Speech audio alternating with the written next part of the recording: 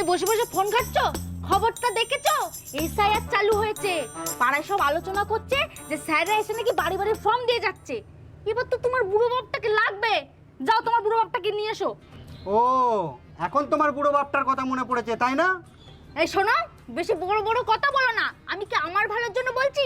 আমি তো তোমার ভালোর কথা ভেবেই কথাগুলো বলছি। তোমার বুড়ো বাপটাকে না নিয়ে আসলে আর ওই ফর্ম ফিল আপ করে যদি না জমা দেওয়া হয় না, তাহলে আমাদের তল্পি তল্পা গুটিয়ে বাংলাদেশের বর্ডারে গিয়ে তাঁবু টানিয়ে থাকতে হবে। আমার ভালোর জন্য বলছো না নিজের ভালোর জন্য বলছো? তোমার জন্য আমি তার সঙ্গে যোগাযোগ রাখি না, তাকে টাকা পাঠাই না, তাকে দেখতে পর্যন্ত যায় না। এখন কোন মুখ নিয়ে দাঁড়াবো তার সামনে? বাবা দেখলেই তো ভাববে নিজের ধান্দায় এসেছে। তোমার বাবা কি ভাবলো না তাতে আমার বিন্দু মাত্র যায় আসে না। এখন তোমার বাবাকে লাগবে, মানে তুমি তোমার বাবাকে নিয়ে আসবে, এটাই আমার শেষ কথা, বুঝেছো? আর এই কথাটাও ভালোভাবে মাথায় ঢুকিয়ে নাও।